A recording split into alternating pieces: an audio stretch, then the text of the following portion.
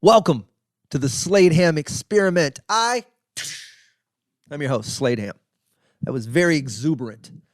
I am probably over-caffeinated right now. I am drinking a very dark tea. It's a pure black Lapsang Souchong, if I'm pronouncing it correctly, Souchong. It tastes like scotch, but it's a tea. I can't explain to you why. Maybe they're pure peat leaves. I don't know. But it's tasty and it's smoky. And here amongst the Midnight Spaceship studio, it feels right. So cheers. So a couple of things I want to get out of the way before I get into the show. The show I think you're going to find immensely helpful if I tiptoe through the tulips like I plan to.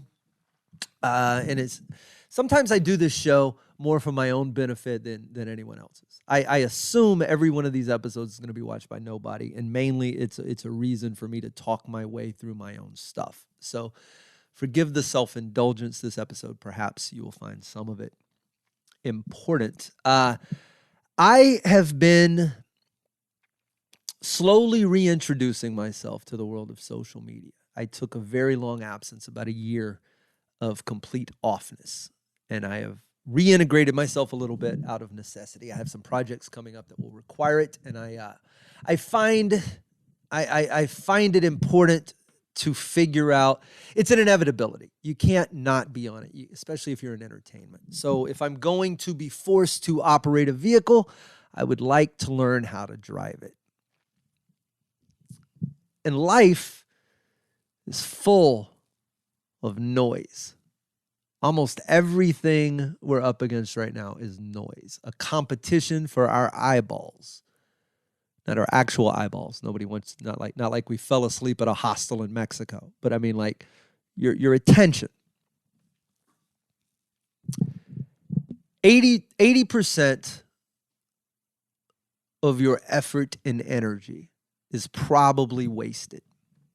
Let's start there. The 80-20 principle. There's a book out. You could probably read it. Probably explains it better than I will. It's also known as the Pareto principle, named after an Italian economist named, and I'll mess this up, Vilfredo. I know, it's hard not to giggle. Vilfredo Peretti. Sounds like chicken Alfredo with veal. It wouldn't be chicken. It'd be veal Alfredo. It'd be Vilfredo. See? Vilfredo. Anyway, he's an economist. And his theory came about. He realized that 80% of the real estate in Italy was owned by 20% of the people. An interesting observation he made. And it turns out that distribution ratio exists in so many places. Now, I don't care about it in its real-world applications. I care about it in our real-world applications. And for me, in my chaotic life, as I've taken on more and more and more stuff over the last few years, I've come to realize that almost everything good that has happened to me professionally has come about from stand-up. That is where I am best utilized. It's where I'm most at home. It's where I'm most effective. It's where I think I write the best. I'm a decent performer. There's a lot of pros to, and I've done it for 25 years almost. So looking at my life, I've realized that probably that 20%, that stand-up, is accounting for 80% of everything else I have. And this is why I encourage you to do this sort of thing on your own. Look at your life. This is a good way to do it. You need 10 things. You want to make it easy. Write down the 10 things that make you happiest. Let's start there. And then go find the top 2 of those. That is where you need to be spending your time. All of this wasted effort, all of this doggy paddling we do, making it seem like we're working, we're busy, we're doing stuff. I got so much going on. Most of it is complete bullshit. Most of it is just busy work. Most of it is just you expending calories because you feel like you have to. So And it's the same thing. Is that 80% of your problems come from 20% of your friends or 20% of your own activity. We are doing little things that are impacting our lives in great ways. So it's important to narrow down what those things are. And if they're the negative things, eliminate them, obviously. And if they're the positive things, the goal should be to do more of those. So how do we do that? All of this is about focusing your laser. Whatever it is you're up to, whatever it is you're thinking about, it's got to take priority.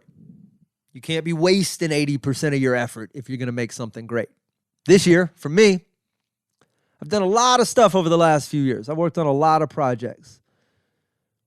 Big live events, film events, comedy specials, tours. I've done so many different things.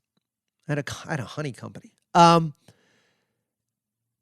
In the midst of all that, what I need is a comedy special. Something modern, something current, something me. So I decided that this year is the year we're going to do it. I know how to make them. I made some extraordinary ones. So I am focusing my laser on my stand-up special. Also a book, but also mainly the comedy special. The book is adjacent, but similar too, so it doesn't really throw me off. The comedy special, I don't have any of the solutions yet. I know it's going to cost me a lot of money that I don't have. I'm going to figure it out. The plan, I'm saying all this out loud so I'm held accountable to me, is to tour through the summer. I'm in Africa for almost all of April. I'll be on tour. Then I come back. I go through Colorado. I go through Kentucky. I go through parts of Texas. I'm likely back into Canada for a few weeks in the summertime as well. And then the goal would be to shoot this in August or September. I've got to raise the money. I don't know how I'm going to do it yet, but I'm committed to. It's the other thing about focusing your laser. When you do this, it's going to upset people. Because a lot of these people are comfortable in their positions in your life. And if you're going to focus on something, you should know ahead of time, especially if it's an artistic endeavor, if it's a business endeavor, but especially art. It's lonely. It's like the loneliest thing you're ever going to do in your whole life, ever. You're going to have to tell friends to fuck off that aren't serving you, the ones that are trying to drag you down. You're going to have to say no to activities that are going on because you got to put in the hours. You're going to have to, there's a lot of things that aren't great about it. And you will get help. There are people that are going to help you along the way. You should certainly take that help with grace and gratitude, but you can't expect it. You have to plan in a case like this. I would tell you where my head's at. I know that to get this done, I'm going to have to raise the money. I'm probably going to have to produce the whole thing. I'm probably going to have to pseudo-direct from the sidelines. And once it's all set up, then my part will be just to perform. And I'll have the right people in place to help me in those elements. But all of it is probably going to be me. And you have to be okay with that. If you go into something with expectations that people are going to come out of the woodwork to help you, you are going to be disappointed in a puddle of tears deeper than anyone could possibly swim in. It's just how it works.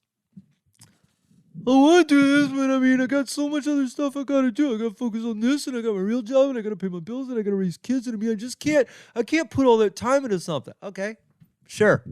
Then you don't want it. It's that simple. I know there's cases, but I have to raise my kids. Yes, you have to raise your kids. And if you had to do this, if it was in you, like some of this shit's in me, if it was clawing to get out of the head like an alien ready to burst out of your chest, then you would find a way. So that part I can't listen to. Shut up and work. That's but you want to know how, right? Let's talk about how to carve this time out, right? Let's go back to the 80-20 rule. I think about my phone. It's off right now. I've turned the ringer off entirely. You can't get me. You know how mad people get? I tried to call you 3 times. I don't give a shit. I was writing. This is so important. Don't care, buddy. Don't care. But it's about this tour. Sure. Ask me how important that is to me right now. I'm focused on something different. I check my phone about once an hour. Phone calls, text, important things. I have family. You know what I mean? But probably on your phone, 80% of those apps don't matter. I bet 80% of your time is spent on 20% of those apps. Look at the math. Look at the ones you open. Look at what you do. And then distill that down a little bit more into how much of a time suck each and every one of those is. Time suck, whatever. Facebook's not on my phone. Twitter's not on my phone. Instagram's not on my phone. Reddit's not on my phone. All the big ones. They're not there. I've got access to them on my laptop. I can get to them when I want them. And we'll discuss why I've taken them off in just a moment. But I know me. I know the way I work. I know temptation. When I smoke cigarettes, I didn't just smoke a couple of cigarettes. I bought a carton every 3 days. I was smoking 3 packs a day, 4 if I could smoke on stage at a comedy club, because my personality does things like that. It doesn't do moderation. It does yippee-ki-yay everything, motherfucker, or not at all. As I used to eat at the beginning of the pandemic, this is one of the things I had to stop. I was eating bundt cake, like the cake that comes is a circle. Is that a bundt cake? The one with the hole in the middle? Why did I just go brain dead on how cakes work? Anyway, they make like these vanilla pound cake, bundt cake things, and then you like the lip. Oh, anyway, I would buy these, and then I would cut them up into slices, and then I would put butter on them, and then I would put that in the toaster oven because I'm a fat person on the inside. And that's how my head works. I would eat it, and I would eat cake in a bowl like it was a salad. So I can't have cake like that at my house. I don't set it on the counter and walk by it, banking on willpower to keep me from eating that cake. I can't do that. I'm not that dude. And I'm not that guy with social media either. All these distractions are cake on the counter, and I will shove my fat face right in them.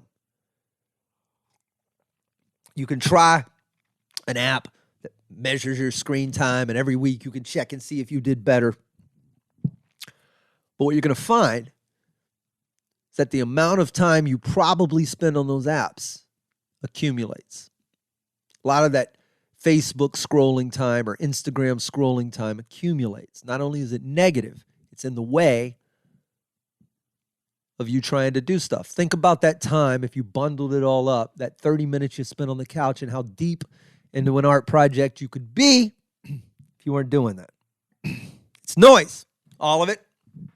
Memes, complaints. My life is falling apart. Go fund me. Do this. There's pyramid schemes. People are selling Girl Scout cookies, and they're trying to become your realtor, and they're airing their dirty laundry, and there's show promotion and school pictures and blah, blah, blah, blah, blah. None of this matters. There's 3 things you're really trying to avoid in this noisy, noisy world. 1, this inconsequential bullshit. The stuff that just doesn't matter. It is just noise. 2, there's misinformation. That's a harder one to avoid. It comes with emotion, shared by people you know. Oh, this must have an air of truth to it. I don't have time, but I read the headline, and that scared me. So I'm going to carry that with me for the rest of my day. Ugh. For starters, you should check the source of anything you're reading. Before you read it, you should Google who wrote it and where they wrote it to decide if it's worth reading. You don't want to get to the bottom of something, because here's what usually happens. You read, somebody posts something that says whatever president likes to eat babies, or whatever they say. And you go, oh, the headline reads that the president eats babies. So I'm going to believe that. Some people just do that, right? I read it in the headline. I believe the president eats babies. Some people will click right on it and read an article. Anybody can write an article about anything. I could write a whole thing that says the president eats babies, and I could post it. And the only way you'd be able to discredit it is if you look me up and realize I don't know anything about anything. So if you're getting your information from Newsmax or Jezebel or the Daily Warrior or Virtue Signal magazine or fucking Christwire or Patriot Boat or the Alternet or wherever you're getting your new, Google the source and just see. Most of them sound like bullshit, and you can tell right off the top. But if there is a quote, go find the actual interview it came from. If it's in print, go find the verbal version. See the entire thing in context. Consider where you're watching it. If it says scientists discovered and then you're watching this on TMZ, you're not in the right place. There's no scientists there. None at all. Just vultures. And if you just read the headline and you try to show up with that, well, I heard. No, you didn't. You bring it. That's uncool. That's not welcome at this party. You're not allowed to just walk in with a headline. That is raw chicken. You brought raw chicken to the party. You can't do that. Give everybody salmonella. Cook your chicken. Takes time. You got to do what's called lateral reading. Right? Most people, I'll say most people, some people, I know this because I've seen them argue, will read something, it will upset them, and then they will double click on all the things inside the article that upset them, which takes you deeper into that site's rabbit hole on that particular subject. So if you're on one of these sites and you're digging deeper, you're just finding more stuff that's going to confront you. You need to peel off, go read some other things about it, and then see what those sources have in common. This sounds so simple and so obvious, yet time and time again, friends, family, acquaintances, people can't seem to pull this together. Now, I would argue that almost all of this stuff we're ingesting anyway. It's pretty pointless. I subscribe to a very, very particular brand of willful ignorance. There's so much I don't know because I'm not willing to know it. I don't think I need it. My goal right now is comedy special. Straight to YouTube, not even trying to sell it. I want an hour of what I've been writing and what's in my head out. And the only way to do that is to look at every decision I make and make the one that comes closer to giving me a comedy special. That's the whole calculus in my head. Want to go to lunch? Does that bring me closer to a comedy special than what I could be doing in exchange? That's all I care about right now. So the willful ignorance comes in the fact that of all of this noise getting flung at my face, I'm choosing not to engage in some of it. And I think that's huge, right? Because for everything we choose to pay attention to, you're weirdly making a choice to not pay attention to some other stuff. And I don't want that other stuff to be my special, right? Or my career, or my comedic voice, or the things I'm trying to make. And when everything's coming at you as fast as it comes at you right now, the only way I know to parse through it all is to turn off the 80% that's noisy and focus on what's left. What's left in this equation of things to ignore. The third leg of this all, if you get past the just regular noise and then you get past the willfully misinforming noise, you're left with basically trolls and bad actors. The assholes of the internet, the anonymous many, the ones who only have an identity and power when they're breaking people down behind the safety of their screen names. And if you're doing something front-facing in public, these people are inevitable. No one That's 1,000. No one gets everyone to like them. Some people don't even dislike what you do. They just like being contentious. It makes them feel like they did something because their day sucked, because they have a job that sucks their soul out of them, that they go sit in a cubicle every single day, powerless every single day. They do the same job every single day. They go back to their home every single day and do the same thing there. So if they can finally find a soft target at which they can just go, ah! I understand. Sometimes that's me on the other end of your tirade. But I don't care. I can ignore this stuff. One of my favorite habits right now is when something bugs me, when something happens, especially online, but even analog, even in the real world. I handle it now by writing exactly what I was going to say and then deleting it. I don't send it. I don't hit send. I don't ship it. You don't get my thought. You don't get my attention. That feeds you. That makes you stronger. Yet, I still have the need to say it. That's why podcasts like this are fantastic. You should get you one. Let's see if I can find it. I wrote a letter to, I was at a coffee shop. And I didn't know that you weren't allowed to use your laptop during brunch. Have I told this story? Danny. Toot Sweet. It's a coffee shop by my house. I wrote this letter to Danny. Hi, Danny. Danny kicked me out of the coffee shop because I was using my laptop during brunch, and I didn't know it was brunch. And blah, blah, blah, blah, blah. So this is what you should write. And then just delete it. Said, hi, Danny. I'm the guy you asked to leave earlier because I was using my laptop during brunch. It was your management shift yesterday. I know this because I called up there. It's a whole different story.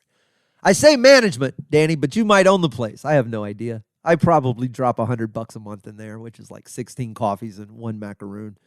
It's not much. But again, I was visiting your shop, so I didn't Kurt Cobain it all over this godforsaken living room I'm now relegated to writing in because... Anyway, Danny, I hope you sleep well if I take a running header off the Williams Tower later. Don't think I won't do it for the joke. And then every Saturday and Sunday morning, I'll put my ghost sheet on and I'll drag my ghost laptop down to your dumb little coffee shop and I'll watch Netflix on full blast right during brunch. And every time someone orders something dumb and brunchy, Danny, I'm going to scare them. Can I get some granola? Boom, motherfucker. And then yogurt and tapioca balls will go everywhere. And I hope they make you clean it up. Type that. Delete it. Go on with your life. I swear to you, it is as good as sending it to Danny himself. You want to be on Twitter? Somebody says something dumb, type the response, delete it. Nothing will make you happier because the only way you can ever really lose is by engaging with that shit. It's going to suck your eyeballs right to it. It's going to take you away from what you're doing.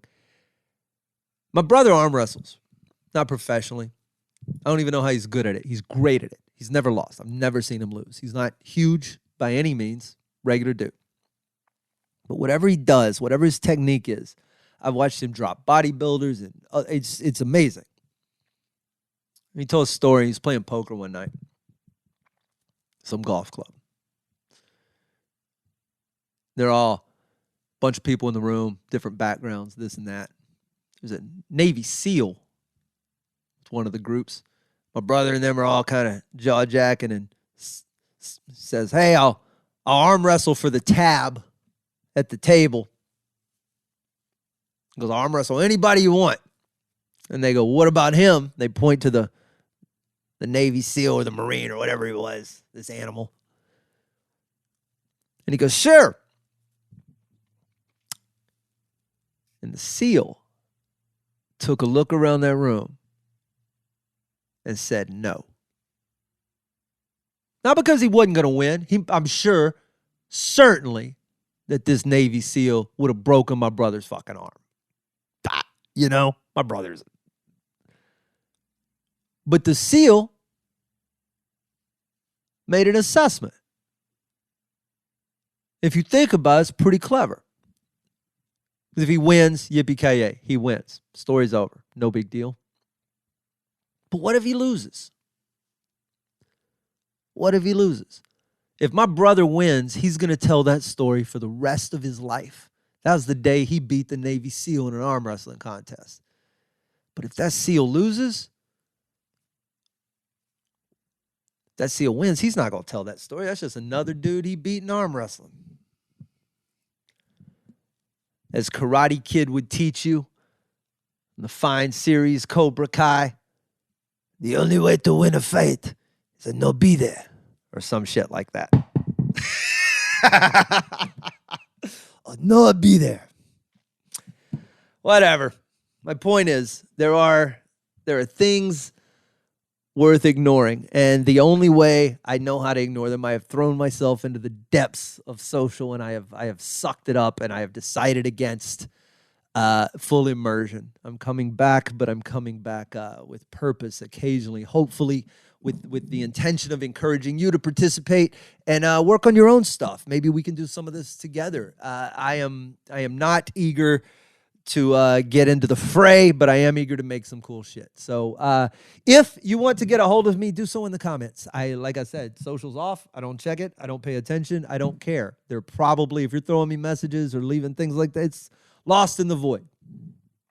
But the rest of you, I appreciate what you're up to. I like what you're doing. I like to see your projects. I like when you post them in the comments. I do like it when you share stuff. I just don't always get back. So send away sladeham.com for everything else me. The tour will kick back up in probably April. I'll spend a significant amount of March in Japan. I am eager and excited for what is to come. So a glass of tea to you and me.